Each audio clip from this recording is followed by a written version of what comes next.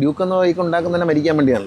യാത്രക്കാരൻ ഒന്നീ ഓടിക്കുന്ന ആൾ മരിക്കും, അല്ലെങ്കിൽ ഇത് ഡ്യൂക്ക് എടുത്ത ഒരുവിധം ആൾക്കാരെല്ലാം മരിച്ചു. ബൈക്കൊക്കെ എടുത്ത് കൊടുക്കുന്ന രക്ഷകർത്താക്കൾ ആലോചിക്കുന്നതറിയാം, 200 വണ്ടി ഇറങ്ങിയാൽ അതിൽ 150 പേരും മരിച്ചു എന്ന് കണക്കൂട്ടിക്കൊണ്ടു. ഒരു മര്യാദയില്ലാത്ത ഓടിപ്പാണ്. നടന്നു പോകുന്നവരെ കുറിച്ച് യാതൊരു ധാരണയില്ല. നല്ല നടപടിയും ലൈസൻസ് റദ്ദാക്കുന്ന നടപടിയൊക്കെ എടുക്കുമ്പോൾ കിട്ടുന്ന ഒരു കേസും വെറുതെ വിടുന്നില്ല. ഒരു അപകടം എന്ന് പറയുന്നത് എത്ര പേരാണ് അനാഥമാക്കുന്നത്. അപ്പോൾ ഈ ബൈക്ക് അമിതമായ വേഗത്തിൽ ഓടിക്കുകയാണ്. കാരണം ഈ ഡ്രൈവിംഗ് പഠിക്കുമ്പോൾ തന്നെ പഠിക്കേണ്ട ഒരു പാഠമുണ്ട്. എല്ലാ രാജ്യത്തിലും പഠിക്കുന്നത് നടന്നു പോകുന്നവരെയും സൈക്കിളിൽ പോകുന്നവരെയും ശ്രദ്ധിച്ചതിന് ശേഷം, അവർക്ക് വഴി കൊടുത്തതിന് ശേഷം അത് വണ്ടി ഓടിക്കാവുന്നതാണ് എല്ലാ രാജ്യത്തും പഠിപ്പിക്കുന്നത്. ഇവിടെ ഇതൊക്കെ തന്നെ പഠിപ്പിക്കുന്നത്. ആരാണ് നടന്നു പോകുന്നവരെ മൈൻഡ് ചെയ്യുന്നത്? നടന്നു പോകുന്നവരെ പറ്റി, റോഡ് ക്രോസ് ചെയ്യുന്നതിനെ പറ്റി, നടന്നു പോകുന്നവരെ പറ്റി യാതൊരു ധാരണയില്ല.